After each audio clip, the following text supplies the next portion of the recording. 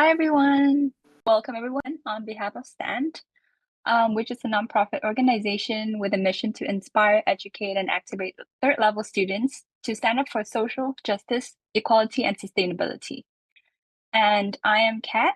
I'll be your student host for this series, The Elephant in the Room, which is a bite sized webinar and podcast series. And so, with this series, Stand Elephant in the Room, we aim to create space for more honest conversations around the most pressing topics of the time, the topics that are possibly uncomfortable and intimidating to address, but are too important to ignore. And it's important to note that we don't have all the answers. It will also be difficult for us to take a neutral stance, but we've chosen to feature knowledgeable and interesting speakers who align with STAND's values of global justice, equity, and sustainability. And some speakers may give a critical overview, while others will use the stories and pull on their lived experience of the issue that we have. So we hope that from this webinar podcast series, the contribution will initiate the conversations among you and spark some insights. It's also absolutely fine if you disagree with what you hear. We'd of course love to hear from you. So please do keep the conversations going. So let's head to the first session, which is titled The Elephant That Crossed Borders. I would like to introduce you to our lovely guest speaker here, Neo Gilson. So Neo is a poet, storyteller, and singer, originally from South Africa, but she's currently based in Cork. She's a recipient of the 2021 Play It Forward Fellowship and has performed at numerous festivals, events in Ireland, like the Dublin Literature Festival. Her work has been featured in The Singing Fly and the Irish Weekend Examiner. Internationally, Neo also has performed across the UK and Africa. And Neo has a passion for being involved in a wide range of projects that aim to positively impact youth and her community. In 2023, she received the Dignity Partnership's Visibility Award for her contributions to social change. And now I would like to hand over to you, Neo. Thank you.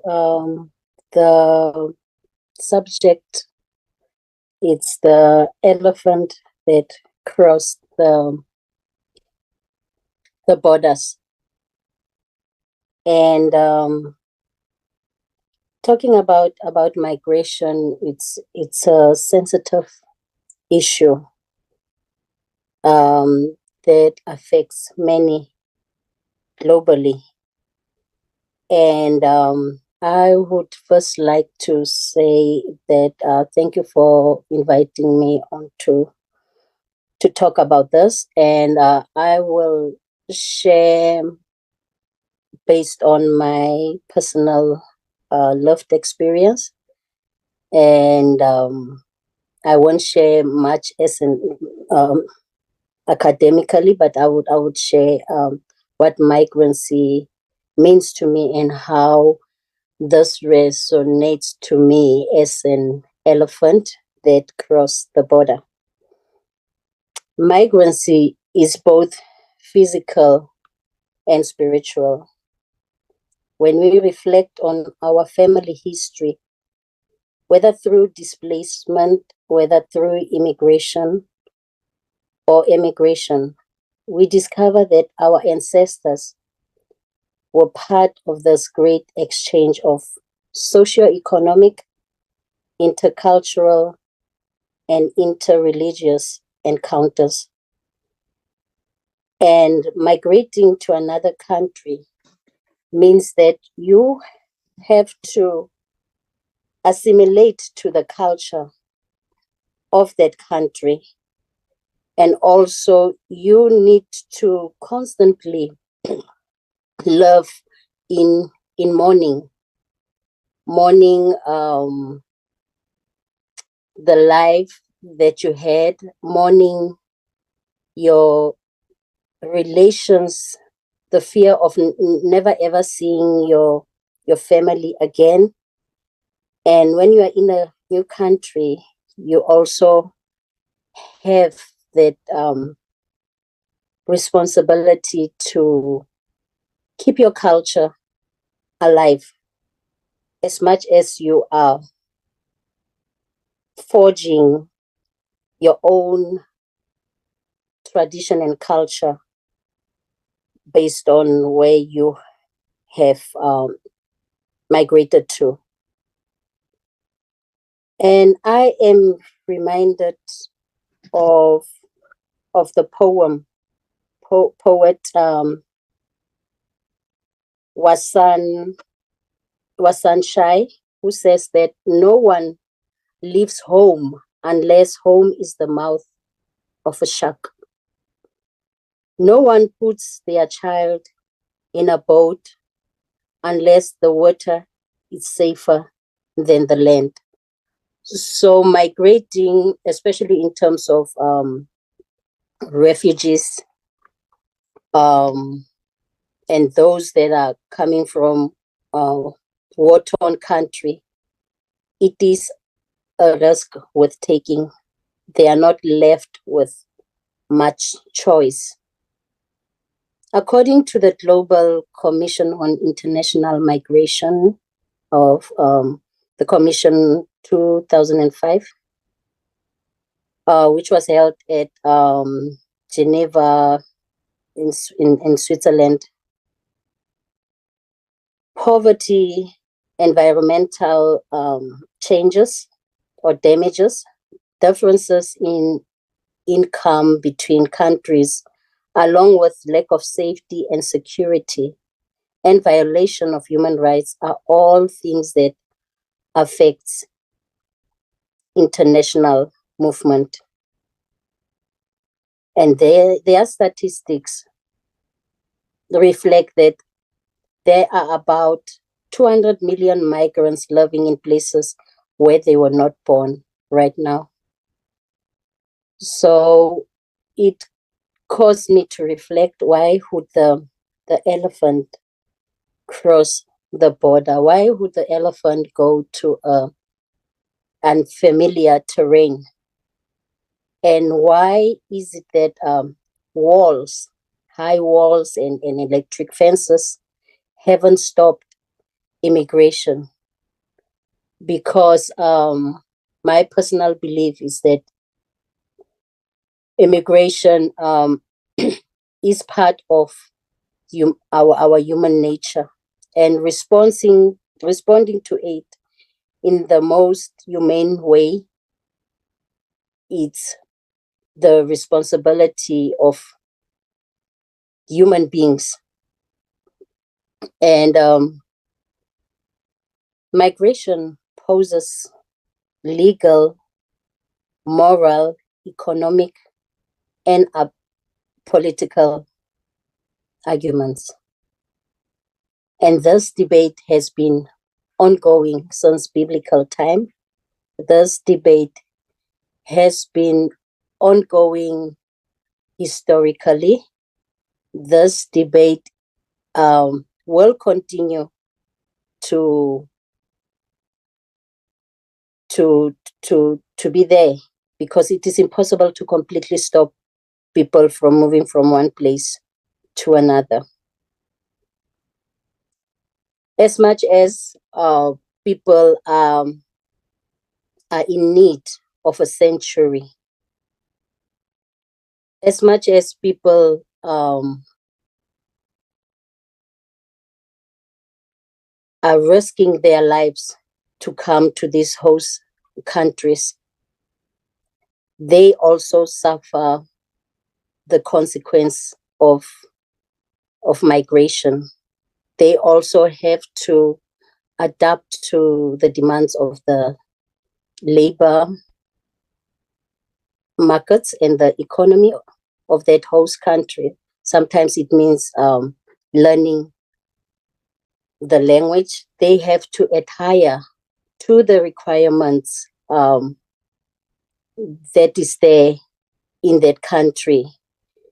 And I would say that the elephant would always be there to cross the borders. How we respond to migration needs all of us to join hands and look at the solutions that can help alleviate for the struggling, for the discrimination, for the issues that even affect mental health and lots of other issues that migrants suffer. Thank you. Thanks so much for sharing, Neil. There are some questions. Yeah. So the first one is, why is migration challenging?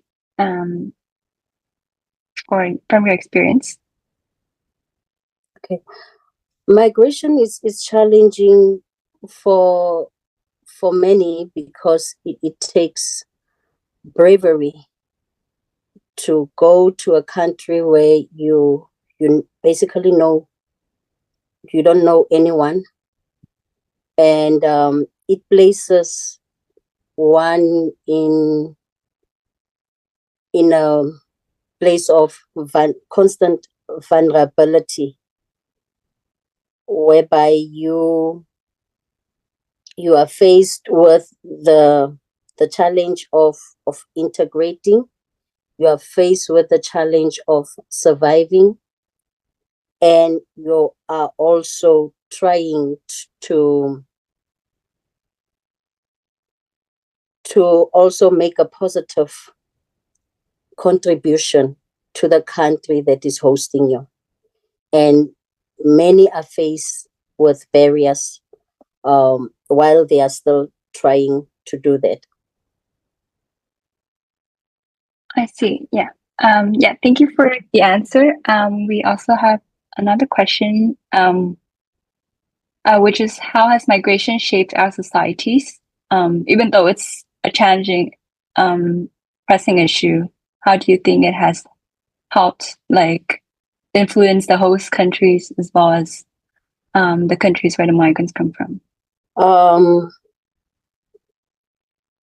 Migration has changed the society because now there are different cultures that are now living in a certain geographical area, and it has changed the society in terms of relations, how people have now to be accommodative to these new people that are in the country, and also how it has affected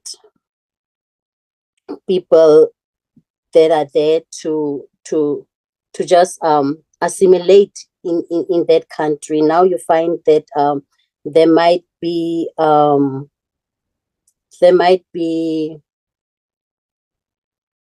a burden on the economy to adopt new people into the labor market, to help those people to access healthcare, to help those people to access schooling.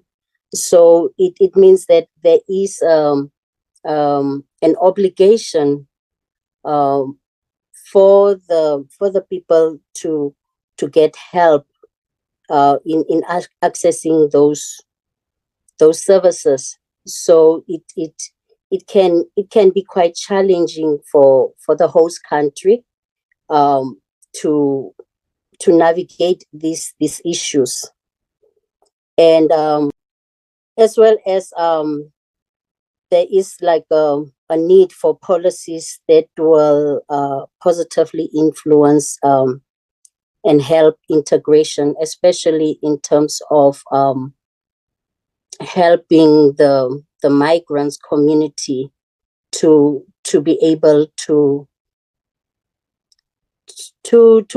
better integrate in the society, because so far there hasn't been much support structures that helps refugees to be part of the larger community.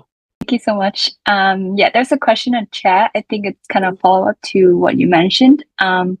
It asks, what is your assessment of the host country's reaction in terms of accommodating migrants, and what are the possible concerns that they have?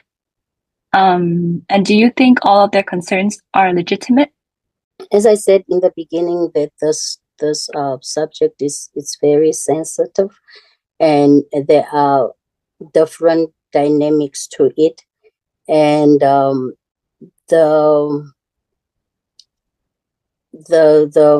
I believe that we are engaging through various advocacy group and activists and NGOs, engaging the subject of homelessness, of the accommodation, and the challenge that is currently happening, where by access to housing is a problem, especially for refugees. So I think that this involves all stakeholders to come together and find a solution that is workable,